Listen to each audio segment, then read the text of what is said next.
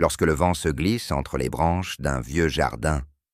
Il emporte parfois avec lui des secrets que nul ne pensait voir ressurgir.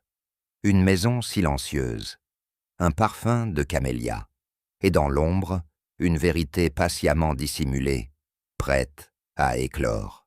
Avant de commencer, dis-moi en commentaire, d'où écoutes-tu cette histoire, et quelle heure est-il chez toi? Prêt? Entrons dans l'histoire. Le courrier était arrivé par la première distribution, du matin. Une enveloppe crème, à l'encre fine, dont la courbe du V trahissait une main de femme éduquée. Poirot avait soupesé la missive, comme s'il s'agissait d'un objet ancien, dont le poids révélait plus que le contenu. Hastings, lui, n'avait pu masquer son étonnement en entendant le nom d'Elmwood Hall. « Je connais ce nom, mon cher ami. Un reportage dans les jardins de l'Angleterre, il y a des années.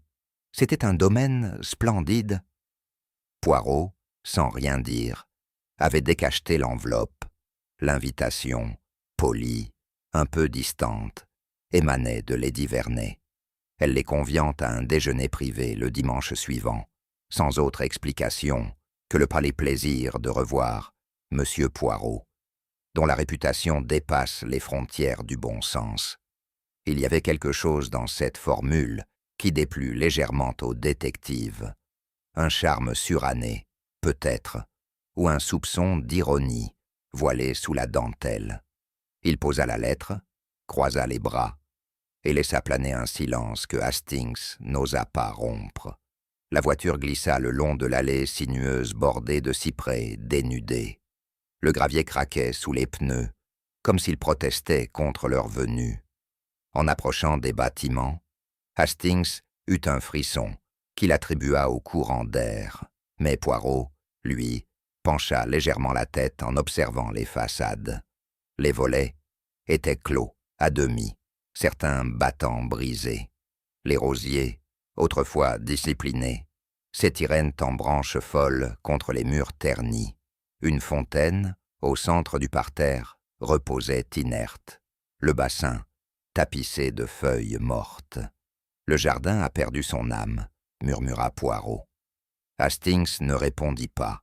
L'impression d'un lieu laissé à l'abandon, non par manque de moyens, mais par choix ou lassitude, s'imposait. Tout, ici, semblait avoir cessé de respirer, comme si Elmwood Hall s'était figé à une heure qu'on n'osait plus nommer. Lady Vernet les accueillit dans l'entrée avec une élégance presque cérémonielle. Elle portait une robe bleu nuit, au col de dentelle ancienne, et son visage trahissait cette beauté qui, une fois fanée, ne s'efface jamais tout à fait. Sa voix était douce, mais lointaine, comme venue d'un couloir d'écho. « Messieurs, c'est un honneur. » Poirot s'inclina.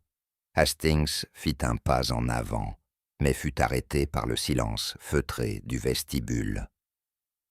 La maîtresse de maison les mena dans un salon aux rideaux tirés, où la lumière, filtrée par un tissu de mousseline grise, baignait la pièce d'une clarté poussiéreuse. Le thé fut servi sans hâte. Ni photos ni tableaux ne décorèrent les murs. Une horloge en cuivre, arrêtée à 11h20, semblait en deuil d'un événement non dit. Lady Vernet, elle, tenait sa tasse, avec une précision presque mécanique, ses doigts gantés, d'un fin tulle ivoire. Profitant d'un moment de répit avant le déjeuner, Hastings s'aventura seul dans le jardin. L'air y était lourd de silence, mais parfumé d'un reste d'hiver humide. Il marcha le long d'une allée étroite, bordée de buis étiques, et arriva devant un parterre que le vent n'avait pas visité depuis longtemps. C'est là qu'il le vit. Un camélia, fané, brun sur les bords, gisait au milieu du gravier, comme tombé d'un arbre invisible. Hastings s'accroupit, intrigué. La saison ne s'y prêtait pas. Les camélias ne fleurissaient pas encore, ou plus. Il leva les yeux. Aucun buisson, aucune trace d'un arbuste fleuri alentour. Il resta là un instant, perplexe, puis, comme saisi d'un malaise diffus, fit demi-tour, le regard fuyant les ombres qui s'attardaient entre les haies. Le déjeuner se déroula dans la salle à manger aux boiseries foncées, sous le regard absent d'un portrait décroché. Lady Vernet, placée à l'extrémité de la table, mangeait peu. Elle touchait à peine à son verre de vin, préférant une liqueur verte dont la senteur, subtilement anisée, éveilla les souvenirs de Poirot. Les échanges restaient courtois, mais vidés de toute chaleur. Ce fut pourtant entre deux bouchées de sol que Lady Vernet, sans transition, laissa échapper. Il est des erreurs que même les jardins ne parviennent à faire oublier. La phrase tomba comme une pluie tiède sur un sol trop sec. Poirot ne répondit pas. Hastings jeta un regard inquiet à son ami, mais celui-ci fixait calmement la maîtresse de maison.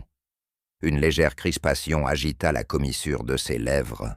À ce moment précis, Poirot nota l'échange rapide, presque imperceptible, entre Lady Vernet et le majordome.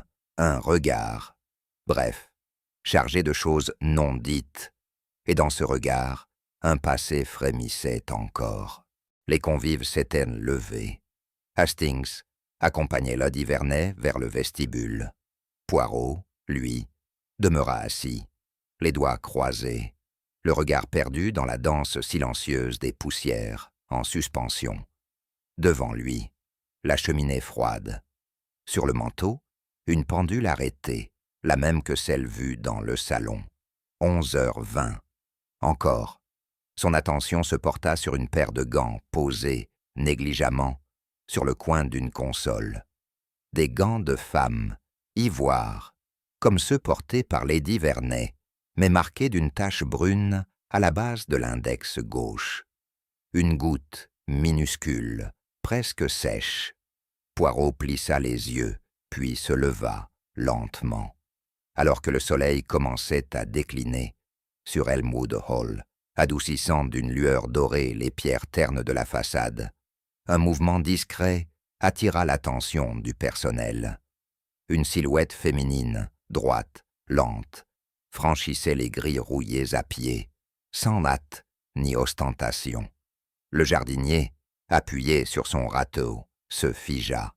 Le majordome, depuis l'entrée, scia à peine, mais ses doigts se crispèrent sur le laiton de la porte. La femme portait une robe grise, simple et sans âge. Ses cheveux étaient relevés avec une précision qui trahissait le soin, mais non la coquetterie. Elle avançait, comme on revient sur une scène longtemps évitée, sans paraître redouter ce qu'elle allait y trouver. Poirot, debout à l'étage devant une fenêtre entr'ouverte, l'observa en silence. À son côté, Hastings fronça les sourcils. « Qui cela peut-il être ?» demanda-t-il à mi-voix. Poirot, les bras croisés, murmura simplement. « Je le pressens, mais attendons. » L'arrivée de la visiteuse coupa net une conversation légère entre Poirot et Lady Vernet, au sujet des lys orientaux plantés jadis au bord du bassin. La maîtresse de maison se redressa soudain, la main crispée sur l'accoudoir, et son visage perdit toute couleur. La porte d'entrée, refermée sans hâte par le majordome, laissa passer le pas discret d'une revenante, Marthe Vernet. Sa voix, lorsqu'elle salua, était calme, presque douce, mais le ton n'appelait aucune chaleur, ni explication, ni effusion, ni larmes. Elle était là, simplement, comme si les 20 dernières années n'avaient été qu'un long détour. Lady Vernet ne se leva pas tout de suite. Elle cligna des paupières, lentement, puis tendit une main gantée, sans se départir d'un sourire figé. Marthe. Le silence s'abattit sur le vestibule. Même Hastings n'osa pas bouger. Poirot, en retrait, observait. Mais ce n'était pas la surprise qui l'examinait. C'était le vide, celui qui s'était installé trop tôt dans les cœurs pour qu'un retour puisse le combler. Raoul, le majordome, approcha pour prendre le manteau de la visiteuse, mais sa main trembla légèrement lorsqu'elle lui tendit le tissu. Leurs regards se croisèrent, et dans cette seconde suspendue, une vieille tension sembla ressurgir du plancher lui-même. Marthe inclina poliment la tête, sans sourire. Raoul, lui, murmura, presque malgré lui. Certaines choses auraient dû rester enterrées dans les allées. Poirot, qui s'était déplacé silencieusement derrière eux, saisit cette phrase comme on saisirait une clé glissée sous une porte. Il nota les timbres de la voix de Raoul. Ni colère, ni reproche, mais un regret usé qui avait eu le temps de s'endurcir. Marthe, pour sa part, ne réagit pas. Elle détourna les yeux et se dirigea vers l'escalier avec la grâce mesurée de ceux qui ne fuient rien, mais ne pardonnent pas non plus. Le majordome resta figé, droit, le regard fixé sur le parquet. Poirot observa l'un, puis l'autre, et pensa que certains retours n'étaient pas faits pour réparer, mais pour révéler. Le dîner fut dressé avec plus de soin qu'à l'ordinaire. Nappe amidonnée, argenterie brillante, chandelier rallumé, comme si Lady Vernet avait voulu que rien, pas même l'absence de joie, ne vienne rompre le protocole. Marthe prit place à table entre Poirot et sa tante, le dos droit, les mains posées à plat. Elle répondit aux questions avec exactitude, mais sans tendresse. Elle parlait de son séjour en Suisse, de ses lectures, de sa passion intacte pour l'architecture florentine. Tout semblait lointain, comme conté par une autre voix. Poirot, attentif, perçut chez Lady Vernet une crispation nouvelle. Elle se pencha à plusieurs reprises pour rajuster un couvert ou rectifier une phrase. Son regard allait et venait de Marthe, à la porte, comme si quelque chose devait surgir encore. Hastings tenta une remarque sur la beauté du domaine, mais Marthe répondit d'un ton neutre qu'elle le trouvait éteint. Puis elle se tourna vers Poirot et lui demanda d'une voix presque douce « Dites-moi, monsieur, croyez-vous qu'on puisse vraiment revenir là où l'on a été effacé ?» Après le dîner, Hastings s'éloigna dans la bibliothèque pour feuilleter quelques volumes.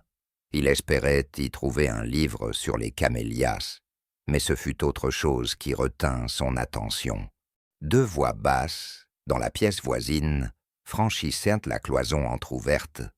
Celle de Raoul, d'abord, tendue. Elle a osé revenir, après tout ce qui s'est passé. Puis une autre qu'Hastings ne reconnut pas d'emblée. Elle n'a jamais dit un mot, ni à moi, ni à personne. Henri a disparu ce jour-là, et depuis, plus rien. Hastings se figea, Henri. Ce nom, jusque-là absent de toutes les conversations, surgissait comme une note dissonante dans un concert trop bien orchestré. Il tendit l'oreille, mais les voix s'étaient tues. Le parquet grinça derrière lui. Quelqu'un entrait. Hastings fit semblant de consulter un livre, son esprit déjà tourné vers Poirot, qui saurait, lui, tirer le fil, juste de ce nom tombé de l'oubli. Dans le petit boudoir adjacent au salon, Lady Vernet avait demandé un moment seul à seul avec Poirot. Elle tenait une coupe de cristal remplie de Porto qu'elle n'avait pas touchée. Son regard, voilé, se perdit un instant vers la cheminée. « Vous pensez sans doute, monsieur Poirot, que je devrais me réjouir du retour de ma nièce, mais je crains que vous ne sous-estimiez son habileté. » Poirot resta silencieux. Lady Vernet poursuivit. « Elle n'est pas revenue pour moi, ni pour ce lieu. Elle a découvert, je ne sais comment, qu'un testament avait été rédigé autrefois, et qu'il n'a jamais été annulé. » Poirot fronça imperceptiblement les sourcils. « Elle croit, » ajouta Lady Vernet, « que je suis à l'agonie. Et peut-être n'a-t-elle pas tort. » Elle reposa la coupe avec lenteur. Le retour des absents n'est jamais gratuit. Ils viennent réclamer ou venger. Poirot croisa les mains sans répondre. Mais en lui-même, il nota que cette confession n'était pas un aveu. C'était un déplacement. Le couloir des ancêtres s'étirait le long de l'aile de la maison, ponctué de portraits en médaillons, de cadres dorés au vernis craquelé. Marthe s'y promena seule, tard dans la soirée, comme si elle redécouvrait les figures muettes de sa lignée. Elle s'arrêta soudain. Un espace vide, un crochet nu, et en bas, une plaque de laiton poli, où l'on distinguait encore les lettres gravées, partiellement effacées. Marthe ne dit rien. Elle resta là, le regard figé sur ce vide trop visible, les bras croisés, comme pour contenir un tremblement. Poirot, depuis le fond du couloir, l'observait sans bruit. Avant de se retirer pour la nuit, Poirot passa devant le petit salon. Marthe s'y trouvait encore, un livre ouvert sur les genoux, mais les yeux perdus ailleurs. Lady Vernet entra, lui adressa quelques mots discrets. Les deux femmes échangèrent un sourire, léger, poli, mais il manquait à ce sourire la chaleur. Il manquait l'ombre d'une blessure partagée. Ce n'était pas la paix. C'était une trêve muette, surveillée de l'intérieur. Poirot observa, une dernière fois, sans un mot, et quitta la pièce. Le silence qui suivit ne l'étonna pas. Il savait que certains silences étaient des labyrinthes. Le matin s'ouvrait sur un silence particulier, comme si les murs eux-mêmes hésitaient à exhaler le moindre soupir. Poirot, levé bien avant Hastings, enfila son manteau léger et sortit, sans prévenir, dans les jardins encore frissonnants d'humidité. Il marcha lentement, les mains croisées dans le dos, sous les cyprès que le temps semblait avoir figés dans une pause d'attente. Le gravier ne portait nulle trace fraîche, pas un pas, pas un glissement de semelle, pas même l'empreinte d'un animal. Chaque allée était une phrase suspendue. Chaque détour, un souvenir qui ne demandait qu'à s'échapper. Poirot s'arrêta près du vieux bassin. L'eau, dormante, reflétait une lumière grise et fade. Plus loin, une haie taillée naguère s'effritait lentement. Il songea que ce jardin n'était pas abandonné. Il était contenu, retenu. Il poursuivit sa marche, suivant un instinct qui n'avait plus besoin de justification. L'un des bancs, à l'ombre d'un camélia mort, attira son regard. La pierre, recouverte de mousse, s'enfonçait légèrement dans la terre, comme un objet trop longtemps oublié. Poirot s'y assit prudemment, puis se pencha, attiré par une irrégularité dans le creux du socle. Ses doigts, méticuleux, extrayèrent un fragment de papier jauni, froissé, plié avec soin, mais dont un bord avait visiblement été brûlé. Un feu discret, contrôlé, presque rituel. Il déplia le feuillet avec lenteur. L'écriture était fine, à l'encre fanée, et les mots, bien que partiellement effacés, portaient encore la marque d'une émotion contenue. Ce n'était pas un document administratif, ce n'était pas une note oubliée, c'était une lettre. Et cette lettre, Poirot le sut aussitôt, n'avait jamais été envoyée. Il lut, ou plutôt reconstitua, les fragments encore lisibles. L'adresse du destinataire manquait. La signature aussi. Mais au cœur du texte, plusieurs phrases restaient suffisamment intactes pour tracer un fil. J'étais là, sous les camélias, comme promis. Tu n'es pas venu. J'aurais tout quitté, tu le sais. Mais peut-être avais-tu raison. La honte aurait été trop grande. Poirot s'immobilisa.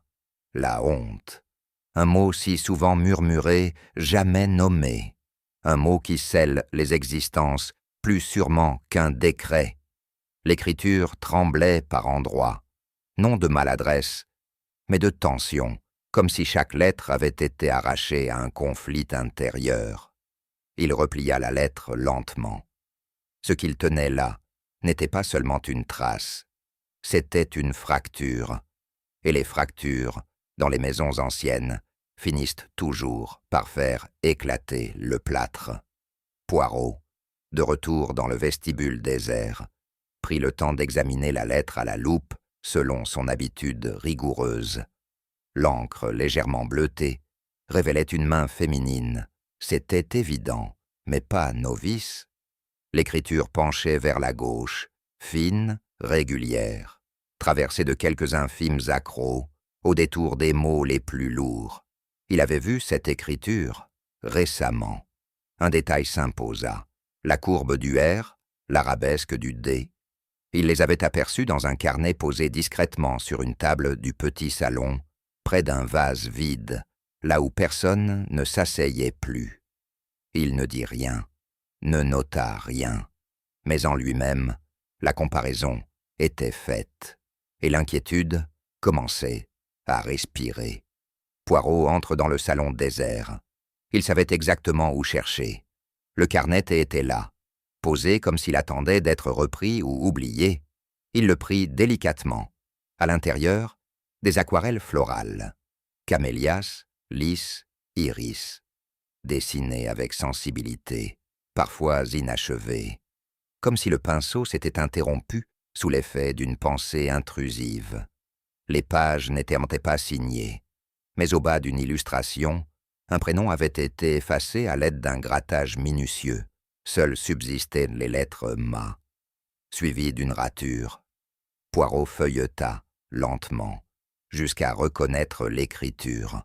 C'était la même que celle de la lettre.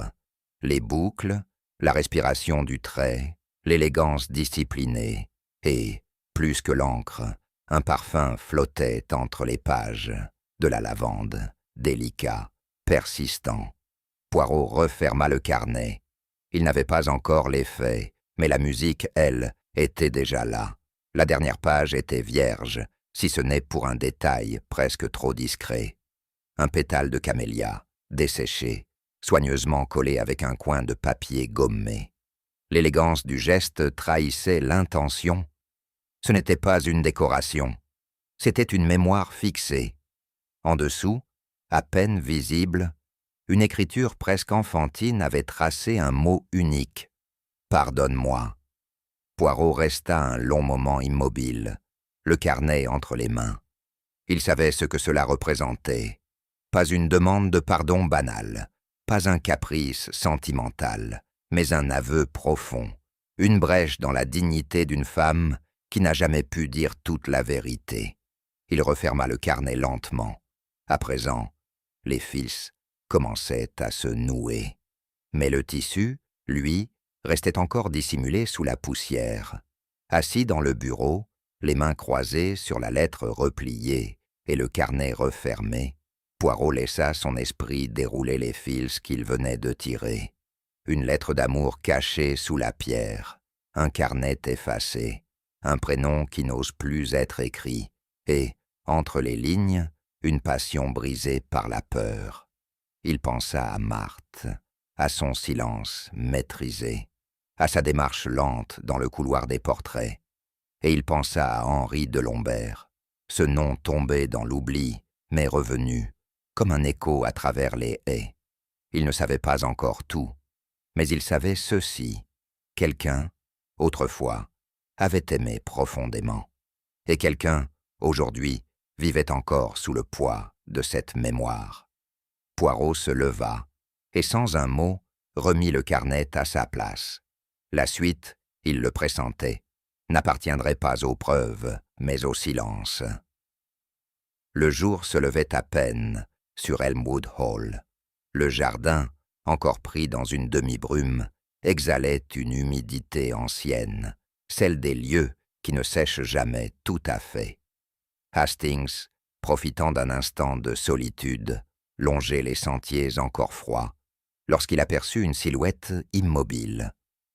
Le vieux jardinier, assis sur un muret de pierre, faisait face à une statue de femme, les mains croisées, la tête inclinée, comme en prière. Il murmurait, pas à lui-même, mais à quelque chose ou quelqu'un que Hastings ne pouvait voir. Ses paroles, trop basses, s'évanouissaient dans l'air figé du matin. Intrigué, Hastings s'approcha, mais le jardinier ne se retourna pas. Il restait là, comme pétrifié, les yeux fixés sur le marbre usé, les lèvres bougeant encore, à peine. Il y avait dans cette scène une gravité presque rituelle, un dialogue silencieux entre le vivant et l'invisible, et Hastings, soudain, n'osa plus avancer. Plus tard, dans un coin plus discret du potager, Hastings croisa à nouveau le jardinier. Celui-ci portait un panier d'outils, qu'il tenait comme un enfant s'agrippe à un objet rassurant. Son regard, autrefois franc, semblait ailleurs. Hastings, avec cette manière directe qu'il ne parvenait pas à perdre, aborda le sujet. « Ce matin, vous sembliez parler à cette statue. Vous l'avez connue, cette dame ?» Le jardinier ne répondit pas tout de suite. Il tapota la terre du bout de sa pelle, puis souffla entre ses dents. « Ce n'est pas la statue que je regardais, monsieur. C'est ce qu'il y a autour, ce qu'on ne voit que quand le jardin dort. » Hastings fronça les sourcils. « Vous voulez dire quelqu'un? Des silhouettes, parfois deux, parfois une seule, toujours là, entre les allées. Mais je l'ai juré, vous m'entendez? Je l'ai juré à madame, ne jamais en parler. » Et sans autre mot, il s'éloigna, le pas soudain pesant. Lorsque Hastings rapporta cette étrange confidence, Poirot l'écouta sans manifester ni ironie ni scepticisme. Il hocha lentement la tête, puis resta silencieux un moment, comme si les mots flottaient encore entre eux, incertains de leur poids. « Il y a, dans chaque jardin ancien, des ombres que l'on ne veut pas tailler, » murmura-t-il. Il demanda ensuite à Hastings de lui indiquer précisément l'endroit où le jardinier s'asseyait. Ils s'y rendirent ensemble, au crépuscule, et Poirot parcourut les lieux, lentement, les mains derrière le dos, s'arrêtant devant chaque statue, chaque angle, chaque détour de haie. Il observe les lignes de mousse, les traces dans la terre, les herbes couchées comme par un passage discret. À aucun moment il ne parla de fantômes, mais à plusieurs reprises, il pencha légèrement la tête, comme pour écouter un murmure très ancien. Le lendemain, le jardinier intercepta Poirot à l'orée du verger, le visage marqué par une nervosité inhabituelle. « Ce matin, dit-il à mi-voix, une statue n'était plus à sa place. » Poirot leva un sourcil. Le jardinier désigna du doigt celle près du banc en pierre. Elle regardait l'allée. Maintenant, elle regarde l'entrée du jardin. Poirot se rendit aussitôt sur les lieux. Il s'agenouilla devant le socle. Effectivement, la mousse était arrachée par endroits. La base avait glissé de quelques centimètres sur la pierre. Pas assez pour qu'un œil inattentif s'en rende compte, mais assez pour trahir une main humaine. « Vous êtes irremblait sûr que personne ne s'est aventuré ici pendant la nuit ?» demanda Poirot. Le jardinier serra les lèvres. « Ce que je sais, monsieur, c'est qu'elle ne bouge pas seule. » Cette nuit-là, sur la suggestion de Poirot, Hastings prit sur lui de surveiller discrètement les allées du jardin. Il se posta derrière un massif de lauriers, une petite lampe dans la poche, et le souffle ralenti. Tout semblait paisible, trop paisible. Le silence était profond, ponctué seulement du cri lointain d'un oiseau de nuit. Puis un bruissement léger, presque timide, fit frémir les feuilles d'une haie. Hastings tendit l'oreille. Cela venait du côté sud, là où les statues formaient une sorte de demi-cercle ancien. Il se leva doucement et avança à pas feutrés. L'ombre passa, rapide, basse. Il crut distinguer un pan de vêtements. Il se lança alors à sa poursuite, sans réfléchir. L'adrénaline guidait ses pas. Le jardin n'était plus un lieu de beauté. C'était un labyrinthe, et au cœur de ce labyrinthe, quelque chose se dérobait dans la nuit. La silhouette fuyait à travers les allées désordonnées.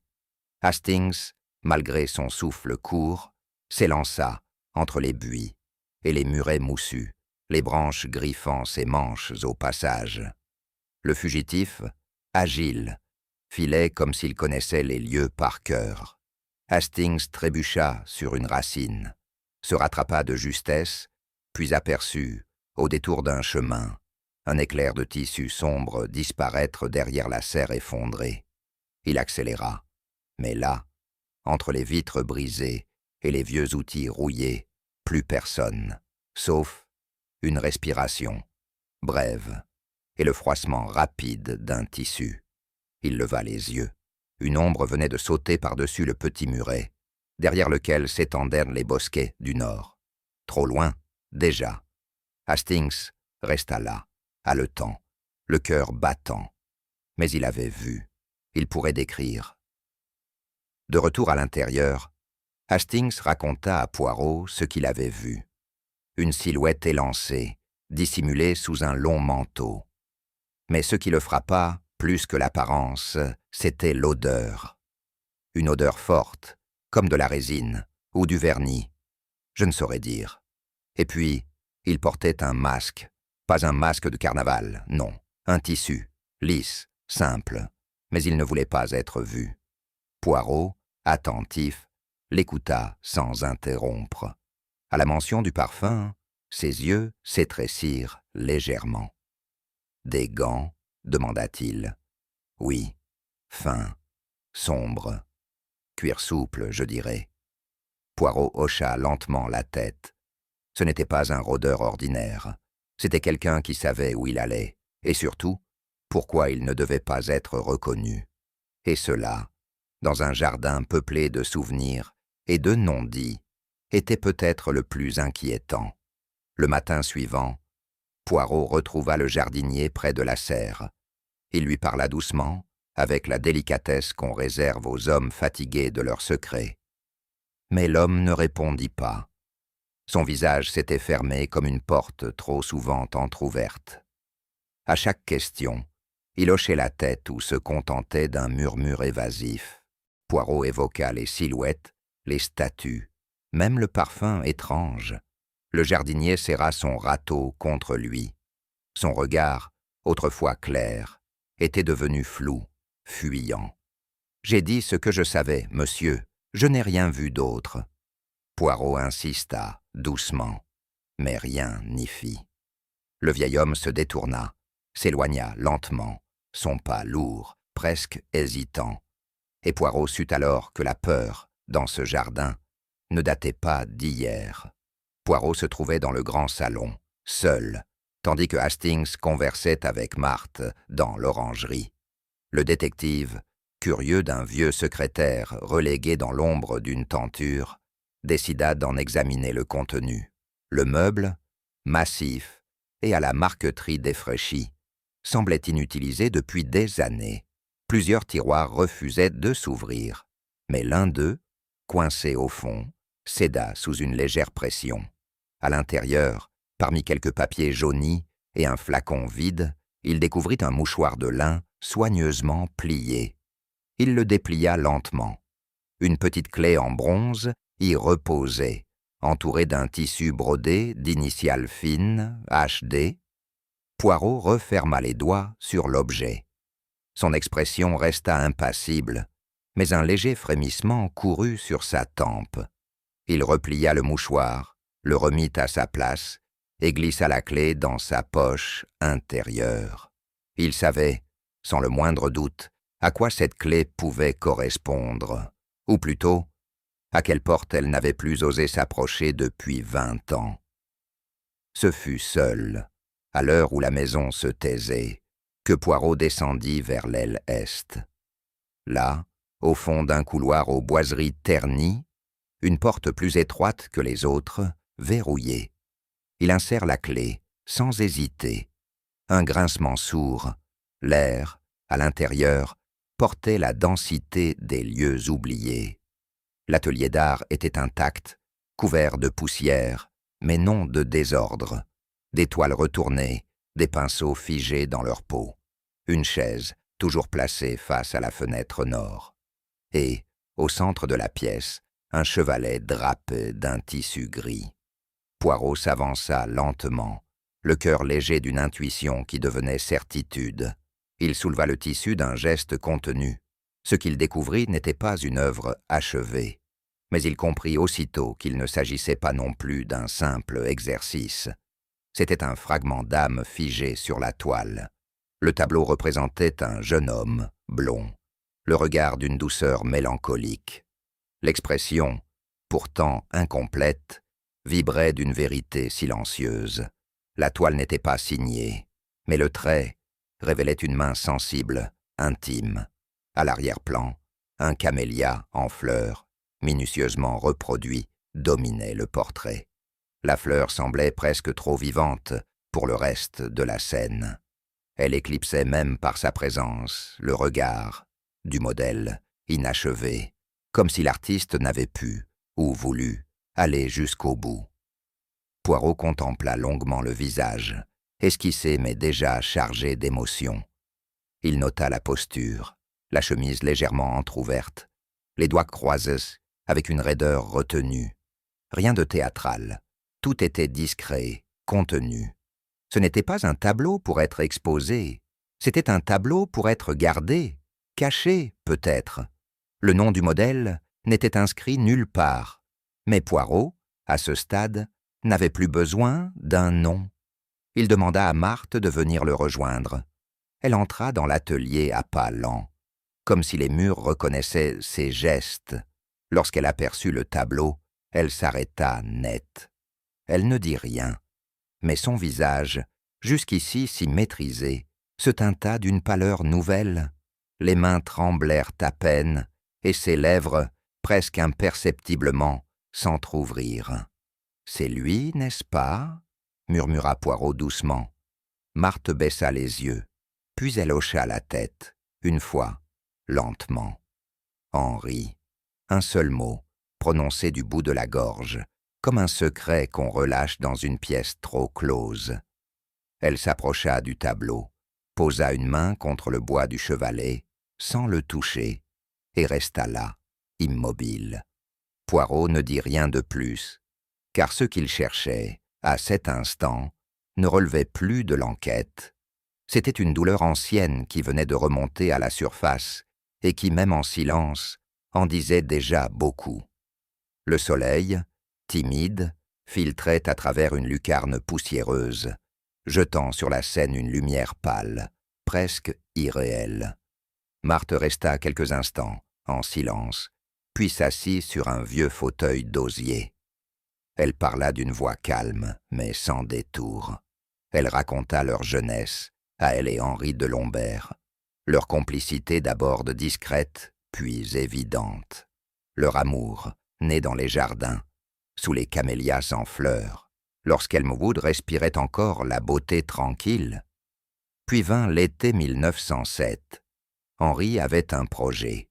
Ils devaient partir, ensemble. Une vie ailleurs, plus simple, plus libre. Mais Lady Vernet, informée par un domestique, avait tout interrompu, brutalement. Henri avait été congédié, Martin fermé dans sa chambre pendant des semaines. Et lorsque, enfin, elle avait pu lui écrire, il ne restait déjà plus rien. Elle apprit peu après qu'elle était enceinte, et qu'on avait fait en sorte qu'elle ne le reste pas. Après cela, dit-elle, je suis partie. Pas pour fuir, pour survivre. Elle ne pleura pas. Mais sa voix, elle, pleura pour elle. Poirot s'approcha du tableau à nouveau. Son regard s'attarda sur le bas de la toile, là où la peinture s'épaississait légèrement. Une larme, peinte maladroitement, sur la joue du jeune homme. La touche était différente, presque hâtive, comme si elle avait été ajoutée après coup, comme un aveu que l'artiste n'avait pas su exprimer autrement. Cette larme n'était pas de trop. Elle n'était pas décorative. Elle portait tout le poids d'un adieu contraint, d'un amour qui n'avait jamais eu sa dernière phrase. « Vous avez terminé ce portrait ?» demanda Poirot, sans tourner la tête. Marthe, restée dans l'ombre, répondit après un long silence. « Non, je l'ai arrêté là, parce que je savais que je ne pourrais jamais en faire plus. » Poirot effleura le rebord du cadre. Il songeait à cette émotion enfouie dans chaque trait, chaque hésitation du pinceau. Ce tableau n'était pas un souvenir. C'était un cri que personne n'avait jamais entendu. Poirot referma doucement la porte de l'atelier derrière lui. Il marcha lentement dans le couloir, sans croiser âme qui vive. La maison, comme l'œuvre, semblait retenir son souffle. Il murmura, presque pour lui-même, « Certains drames ne laissent pas de sang, mais ils tachent les murs. » Le silence de ce lieu n'était pas celui du calme. C'était celui d'un amour figé, interdit d'existence, mais qui refusait d'être effacé. Et dans ce silence, Poirot savait que la vérité, elle aussi, attendait d'être peinte jusqu'au bout. Le jour se leva sur Elmwood Hall, dans un calme étrange, sans la rumeur habituelle des pas dans les couloirs, ni le bruit discret de la porcelaine du petit déjeuner. Une gouvernante, venue cueillir quelques branches de romarin pour la cuisine, fut la première à remarquer l'anomalie. La porte du pavillon de thé, habituellement fermée, était entr'ouverte. Elle appela, doucement d'abord, puis avec plus d'insistance. Aucun bruit ne lui répondit. Elle entra. Lady Vernet était là, assise, droite, dans un fauteuil de fer forgé, les mains posées à plat sur ses genoux. Ses yeux, grands ouverts, fixaient un point invisible. Son visage ne trahissait ni panique ni douleur, juste une étrangeté, comme si elle avait été surprise au cœur d'une pensée qu'elle n'avait pas eu le temps de finir. La gouvernante recula, effrayée, mais digne, et alla chercher le majordome. Poirot fut averti peu après. Lorsqu'il arriva, accompagné de Hastings, il ne dit rien immédiatement. Il regarda longtemps la scène, puis ferma doucement les rideaux du pavillon. Poirot s'agenouilla près du fauteuil. Il ne toucha à rien, mais son nez, plus que ses yeux, lui indiqua l'anomalie. Un parfum, léger mais distinct, de la lavande. Il se redressa, lentement. « Curieux », murmura-t-il. « Très curieux. » Hastings, surpris, le regarda. « Qu'y a-t-il de curieux, Poirot? Ce parfum, n'est-ce pas celui qu'elle portait souvent ?» Poirot secoua doucement la tête. « Non, mon ami, ce parfum-là, on ne le sent plus ici depuis bien longtemps. 10 ans, au moins. » Il se tourna vers le jardin. La lavande ne pousse plus à Elmwood, arrachée après un hiver trop rigoureux, m'a-t-on dit. Et Lady Vernet, selon son personnel, n'en portait jamais. Hastings fronça les sourcils. Alors d'où venait cette fragrance? Poirot resta silencieux, mais ses yeux, eux, commençaient déjà à chercher, entre les feuillages et les souvenirs, ce que les autres n'osaient plus évoquer. Poirot s'approcha ensuite de la petite table, installée comme toujours devant le fauteuil. 2 tasses de porcelaine fine y reposaient. L'une intacte contenait encore un thé clair et fumant, l'autre, brisée en 2 morceaux, au sol, laissait voir une traînée sombre sur les dalles. Il se pencha, observa les éclats, la disposition des morceaux. « Elle n'a pas chuté de ses mains, » dit-il à mi-voix. « On l'a reposée là, volontairement, ou on a voulu maquiller le geste. » Il fit signe à Hastings. « Faites venir un assistant. Ce liquide devra être analysé. » Hastings s'exécuta. Poirot, lui, regardait déjà plus loin. La symétrie troublée des objets, l'ordre apparent, trop parfait, trop calme. Tout ici parlait d'une main méthodique, contenue, qui ne s'était pas contentée de tuer, mais avait voulu dire quelque chose, et Poirot savait reconnaître dans le silence des objets les paroles retenues d'une colère qui n'avait pas éclaté. Le notaire de la famille arriva en fin de matinée, convoqué à la hâte. C'était un homme maigre, vêtu d'un costume de province, qui semblait porter sur lui les papiers de plusieurs générations. Dans le bureau de Lady Vernet, devant Poirot, il déroula le testament encore en vigueur. Il datait de 10 ans exactement. Marthe Vernet y figurait comme unique héritière. Aucune mention d'amendement, aucun codicille. Le document, notarié, enregistré, restait valable. Marthe, appelée pour être informée, ne manifesta ni surprise ni satisfaction. Elle écouta en silence, puis acquiesça d'un hochement de tête. Aucun mot ne sortit de sa bouche, mais dans les couloirs, dès que le notaire eut quitté les lieux, les murmures commencèrent. Une nièce revenue de nulle part, une tante morte dans des circonstances floues, un testament resté intact. Les éléments, mis bout à bout, formaient une ligne que tout le monde voyait, mais que seule l'enquête pouvait encore légitimement tracer. La nouvelle se répandit dans la maison, comme une odeur que l'on ne peut chasser. Chacun gardait sa place, ses tâches, mais le rythme avait changé. Le majordome, d'ordinaire précis, oublia une clé sur une porte. La cuisinière, en apportant le déjeuner, versa un peu trop vite le bouillon dans les assiettes. Et le jardinier ne fut plus visible du tout, sinon de loin, penché sur un massif qu'il ne semblait pas vraiment entretenir. Poirot le remarqua. Il ne fit aucun commentaire, mais son regard, chaque fois qu'il croisait un domestique, s'attardait une seconde de trop. Les silences devenaient gênés. Les yeux évitèrent les siens. Il comprenait. Il n'avait pas besoin qu'on lui dise que Lady Vernet n'était pas une femme aimée. Elle était respectée, crainte parfois, mais l'affection n'avait plus vraiment circulé entre ces murs. Et quand l'amour s'est retiré d'un lieu, le mensonge s'y installe souvent à sa place. Poirot demanda que le corps ne soit pas déplacé avant la fin de ses constatations. Il obtint l'accord sans peine. Il retourna alors dans le pavillon de thé et observa Lady Vernet avec la même minutie que s'il s'agissait d'une scène encore vivante.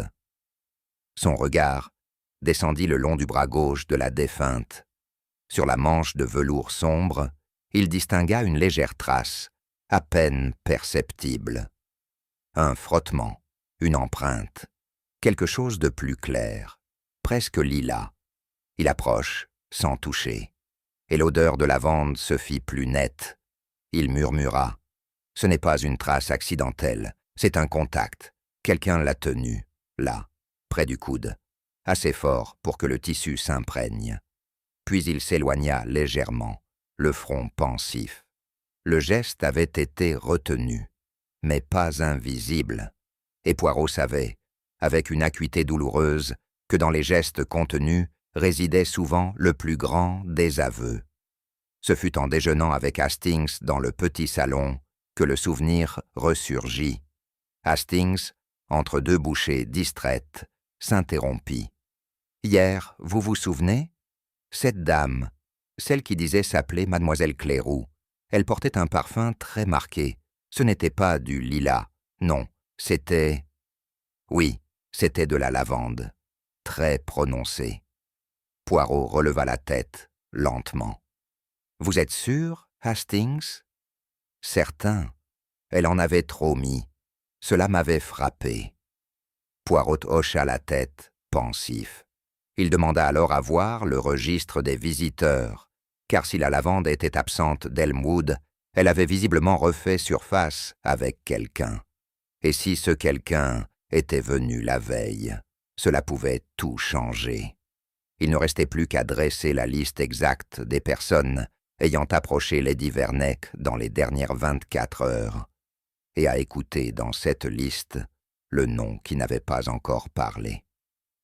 En revenant au pavillon pour une dernière inspection, Poirot prit le temps de marcher seul dans les allées du jardin. La lumière avait changé, l'air aussi. Il s'arrêta devant le pavillon, observa la porte entr'ouverte, les rosiers, la table à thé encore dressée. Puis il entra, lentement, et contempla à nouveau la scène.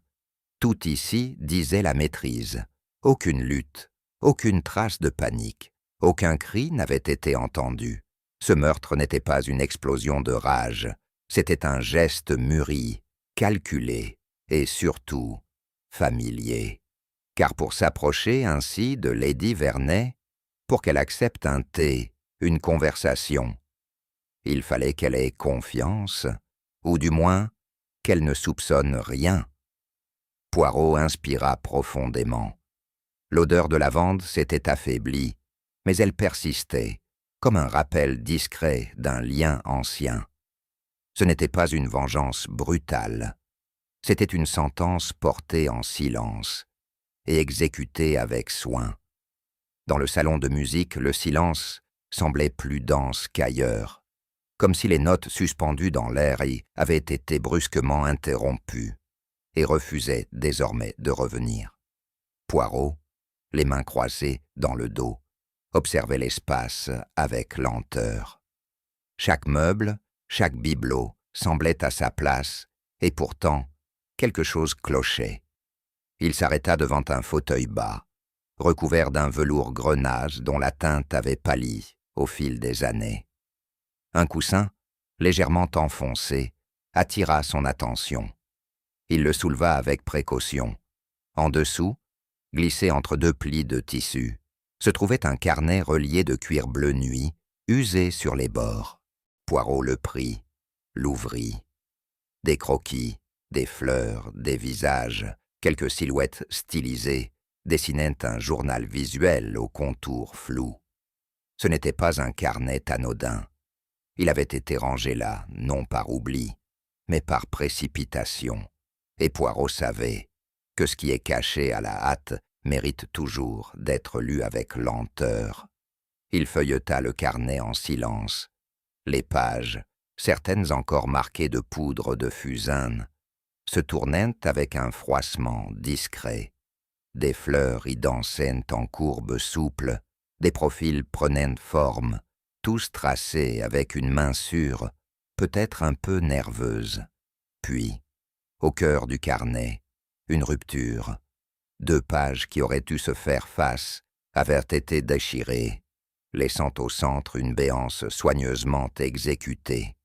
La coupe du papier était nette, presque chirurgicale.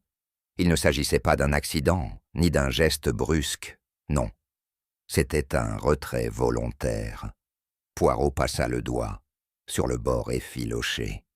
Une traînée de fibres blanches se détachait à peine de la trame. Il plissa les yeux.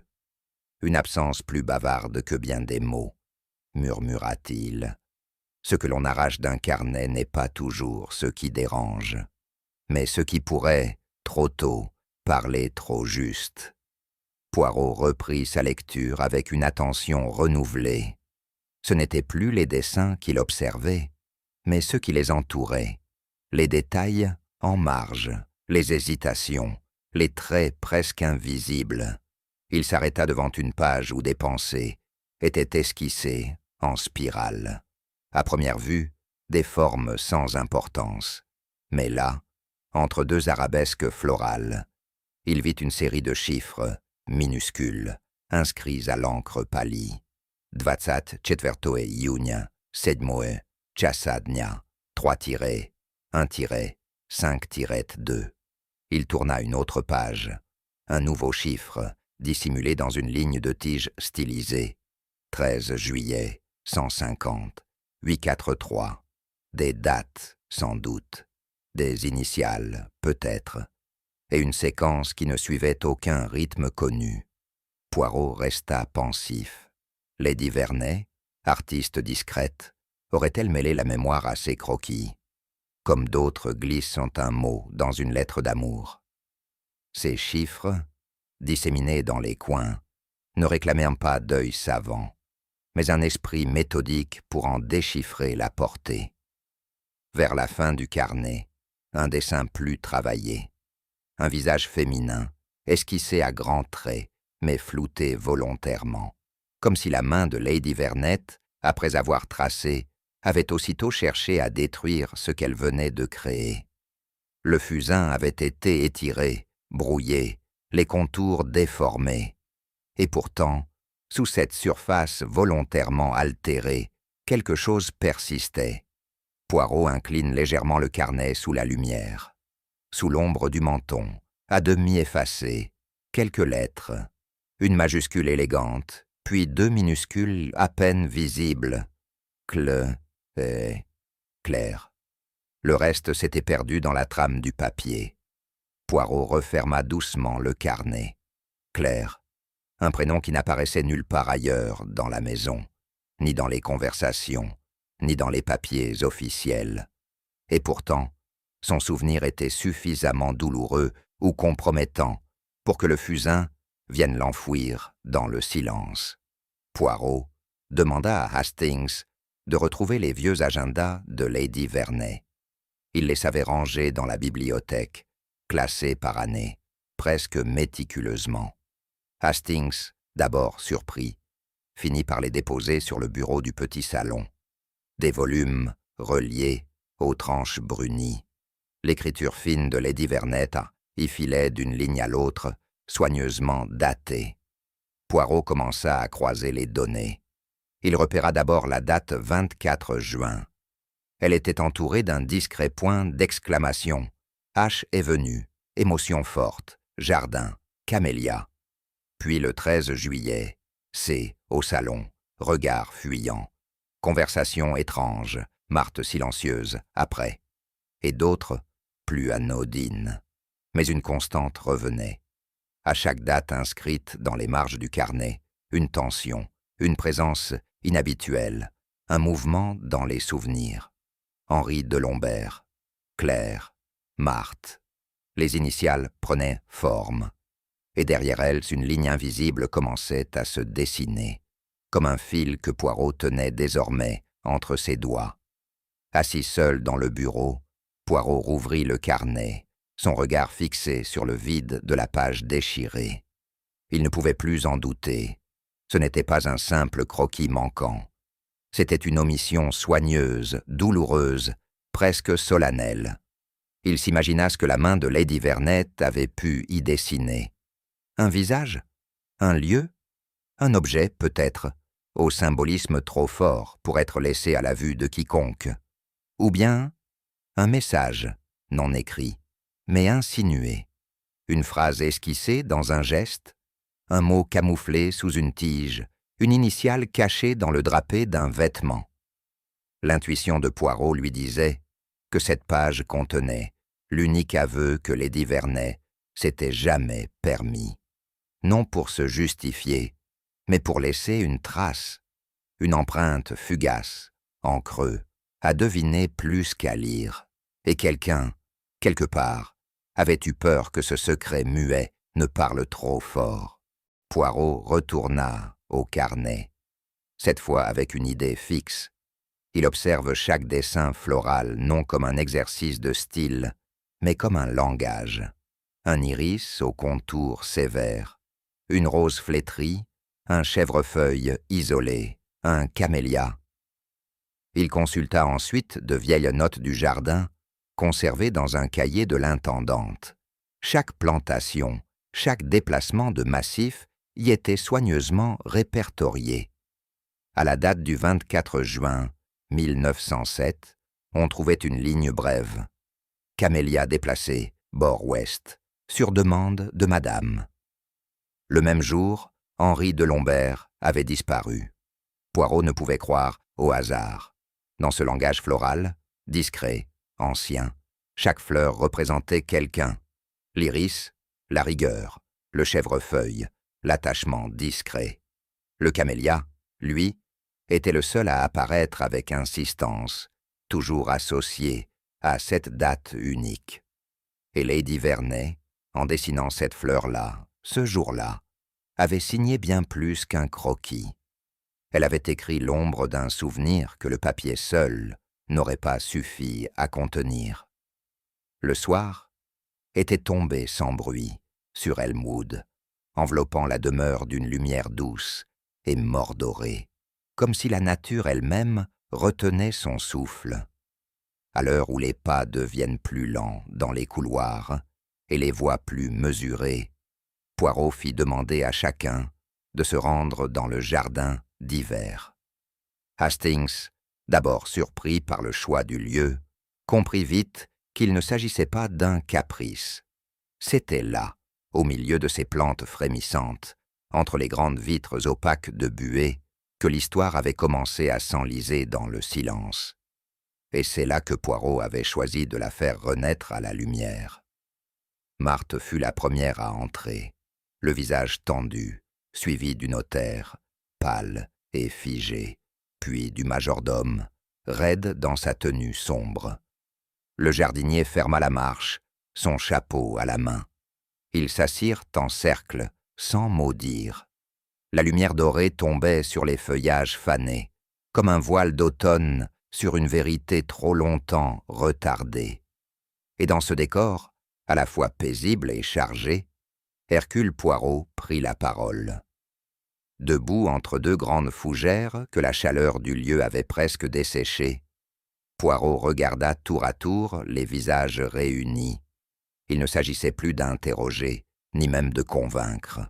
Le moment était venu de dire, simplement, ce que le silence n'avait su étouffer. « Mes amis, dit-il doucement, il est des lieux qui gardent mieux les secrets que les hommes, mais il est aussi des instants où le silence devient complice. Et cela, je ne le puis tolérer. » Les yeux de Marthe ne quittaient pas le sol. Le jardinier, lui, fixait le fond de la pièce, comme s'il cherchait à ne croiser aucun regard. Le notaire avait croisé les mains, les doigts tremblants malgré l'effort pour les tenir immobiles. Ce jardin, poursuivit Poirot, a vu naître bien des confidences, des amours, des larmes, mais il a aussi vu mourir quelque chose, ou quelqu'un. Et ce que je vais dire ce soir ne vise pas à punir, mais à libérer. Il se pencha légèrement vers la table ovale, car il est temps de rendre au silence sa paix, et au vivant la vérité. Vous avez cru, commença Poirot, que le jeune Henri de Lombert avait fui. Un départ précipité, sans mots, sans adieu. On a murmuré des choses, un chagrin d'amour, un refus de la discipline, un tempérament trop ardent. Mais la vérité, elle, est d'une autre nature, plus simple et infiniment plus douloureuse. Il marqua une pause, laissant la tension s'installer comme un souffle froid entre les vitres. Henri n'a pas fui, il est mort ici, à Elmwood. Un sursaut parcourut l'assemblée. Marthe leva les yeux brusquement, comme si ses poumons s'étaient vidés d'un seul souffle. Il avait supplié Lady Vernet de l'entendre. Il avait découvert que Marthe attendait un enfant. Il n'en était pas le père, mais il l'aimait d'une tendresse maladroite, fiévreuse, lorsqu'elle l'a repoussé, et que Lady Vernet a refusé d'écouter ce garçon qu'elle considérait comme un intrus. Quelque chose en lui s'est brisé. Le jardinier déglutit lentement, sans un mot. Ce fut un acte de désespoir. Il s'est donné la mort dans le jardin, derrière la haie de camélias, un soir où le vent était doux. Le silence retomba, plus épais, comme si la maison elle-même en avait été atteinte. Son corps a été déplacé, continua Poirot. Ce que l'on a trouvé, bien plus tard, n'était qu'une autre scène, un leurre, car tout avait été soigneusement orchestré, pour ne jamais devoir nommer ce drame. Pourquoi, demandez-vous, cacher une telle tragédie? Pourquoi refuser le deuil? Poirot se tourna lentement vers le jardinier. Celui-ci n'esquissa aucun mouvement, mais ses paupières battirent, comme s'il avait reçu un ordre silencieux, depuis longtemps préparé. Parce que Lady Vernet, poursuivit Poirot, n'a jamais supporté l'idée de la souillure, ni sur son nom, ni sur sa lignée, ni sur son domaine. L'honneur, pour elle, pesait plus lourd que le chagrin. Il désigna la table sans la toucher. Elle a demandé de l'aide, et vous, monsieur Giraud, vous avez obéi. Par fidélité, par dette, par peur peut-être, ou par amour muet. Vous avez déplacé le corps, vous avez brûlé les lettres, vous avez fait taire les témoins, et vous avez porté ce silence pendant 20 ans. Le jardinier ferma les yeux. Une larme unique glissa sur sa joue burinée. sans qu'il tente de l'essuyer. Ce silence, conclut Poirot, a coûté cher. Il a nourri la colère, empoisonné les non-dits et tué une seconde fois. Car lorsqu'on enterre la honte au lieu de l'affronter, on condamne ceux qui vivent à marcher dans les cendres. Hastings, debout à l'écart, sentit dans l'air un frisson que les vitres closes ne suffisaient pas à contenir. Et Poirot, lentement, baissa les yeux, comme pour laisser au silence le soin de porter ce qui restait encore à dire. Le silence réinstallé, Poirot tourna doucement la tête vers Hastings. « Mon ami, vous avez vu une silhouette dans le jardin, n'est-ce pas? Une présence que tous ici se sont empressés de qualifier d'illusion nocturne. » Hastings acquiesça lentement, les souvenirs encore vifs. « Ce n'était pas une vision, » reprit Poirot avec gravité. « Ce que vous avez perçu, c'était une femme voilée, attentive, invisible parce qu'elle savait se rendre telle, une femme qui ne cherchait pas à fuir, mais à observer. » Un frémissement parcourut l'assemblée. Elle est venue plusieurs nuits. Elle a suivi les conversations, guetté les comportements, attendu le moment où le passé, enfin, se fissurerait. Elle n'a laissé que peu de traces, mais elle était là, animée non par la curiosité, mais par une rancune ancienne, silencieuse, tenace. Il fit une pause, puis ajouta d'une voix douce: « Elle ne rôdait pas, elle veillait. » Et dans cette veillée-là, il y avait plus de douleur que de haine. Poirot se pencha légèrement, les doigts joints, avec soin, comme pour enserrer l'espace entre ses paroles. « Il m'a fallu du temps, mes amis, mais les détails, toujours eux, ont fini par parler. » Il regarda Hastings. « Le parfum étrange que vous aviez noté, cette senteur âcre et boisée, c'était de la résine, celle que l'on utilise pour adoucir les fibres d'un tissu. Un tissu trempé dans le passé. » Il se tourna vers Marthe. « Le foulard lavande qu'une invitée avait oublié un soir près du vestibule.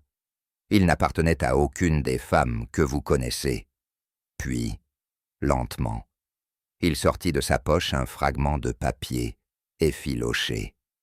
Et cette page arrachée, retrouvée coincée derrière un meuble du salon de musique, contenait une esquisse de profil, un visage féminin.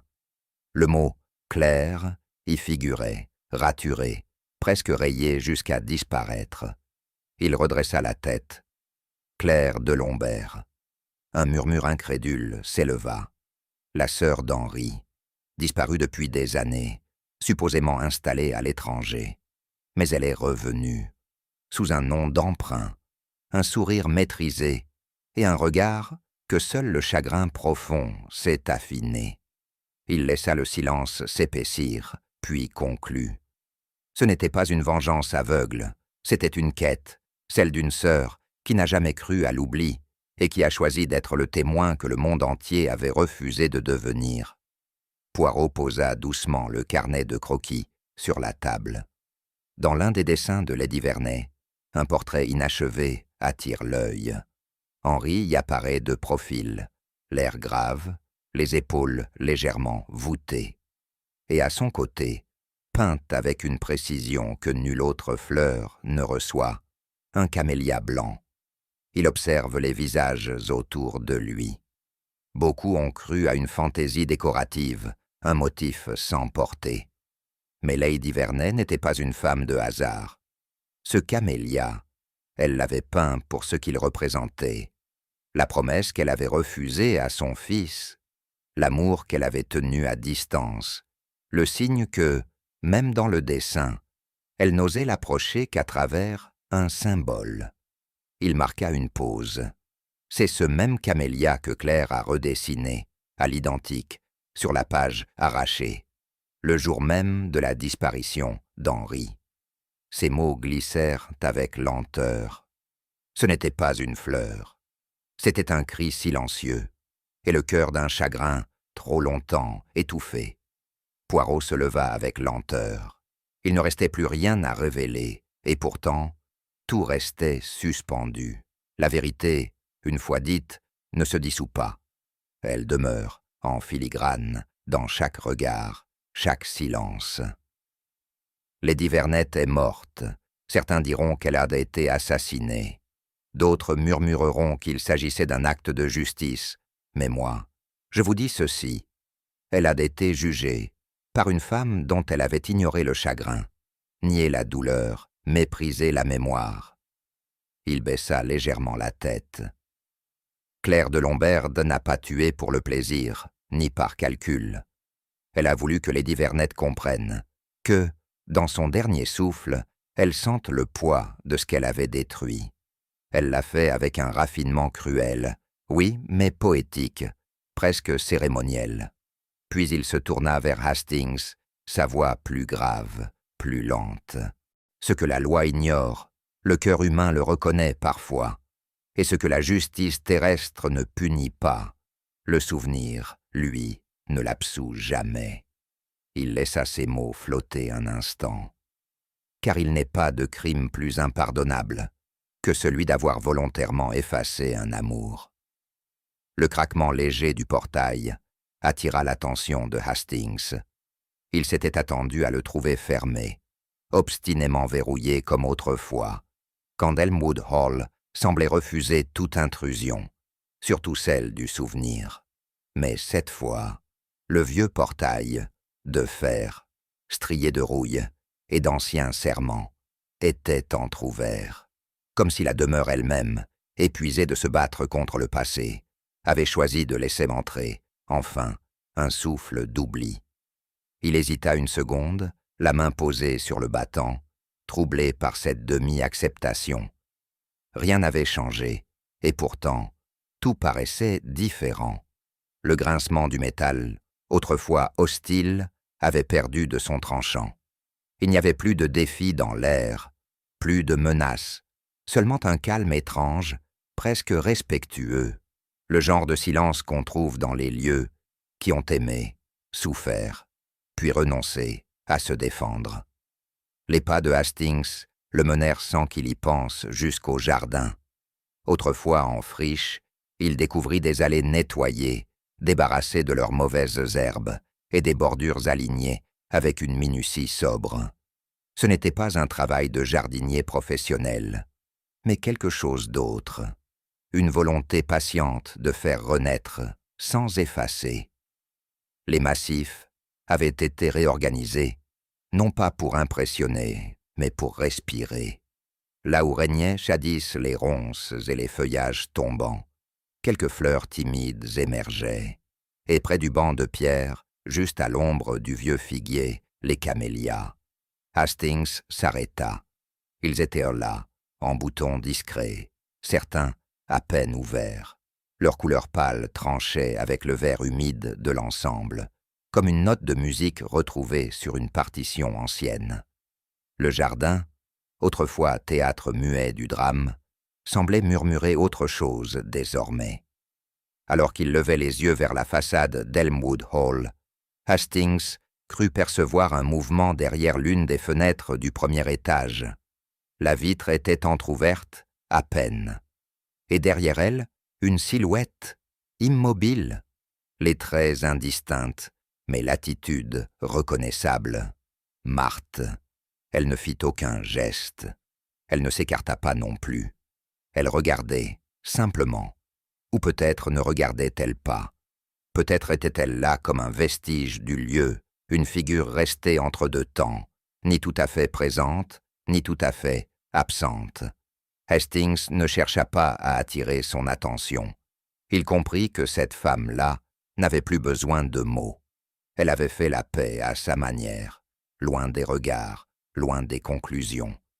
Il se détourna, sans brusquerie, comme on s'éloigne d'un secret devenu inutile à nommer. Ses pas le ramenèrent vers le banc de pierre, celui-là même où Poirot aimait s'asseoir en fin d'après-midi. Hastings demeura un instant debout, puis s'assit lentement. Il n'y avait ni froid, ni chaleur, seulement cette tiédeur incertaine des saisons qui hésitent. Le silence enveloppait tout. Sur le rebord du banc, Un camélia, fragile, presque parfait, reposait seul. Peut-être était-il tombé d'un buisson proche, peut-être avait-il été déposé là. Il n'osa pas le toucher. Le vent se leva légèrement, et le pétale supérieur se détacha. Il monta, léger, porté sans résistance, puis disparut derrière un tronc. Hastings suivit sa course du regard, sans bouger. Ce simple geste, aussi discret qu'un soupir, lui parut plus chargé de sens que bien des paroles. Une offrande, un adieu, ou peut-être un pardon. Alors qu'il reprenait la route, sans se retourner, Hastings se surprit à murmurer à mi-voix, presque inconsciemment. Vous auriez dit que la vérité est une lumière, et qu'une fois allumée, même les ténèbres les plus épaisses ne peuvent plus s'y opposer. Il s'arrêta sur le sentier, le regard perdu entre les arbres. Mais vous auriez ajouté qu'aucune lumière n'efface la souffrance. Elle l'apaise, peut-être. Elle la fixe, et puis, un jour, elle la laisse en paix. Il baissa la tête. C'était votre manière, Poirot, et je crois qu'ici, elle a porté ses fruits. Et sans plus de mots, il poursuivit, les mains dans les poches, tandis que derrière lui, Elmwood Hall semblait refermer doucement ses souvenirs. Certains mystères, une fois éclairés, ne rendent pas justice, mais offrent, peut-être, un peu de paix à ceux qui restent. Et vous, auriez-vous su reconnaître l'ombre du chagrin derrière les gestes les plus soigneusement mesurés? Si cette histoire vous a touché, likez, commentez votre réponse et abonnez-vous pour d'autres énigmes du cœur et de l'esprit. Parfois, ce n'est pas la vérité qui libère, mais le simple fait de ne plus la fuir.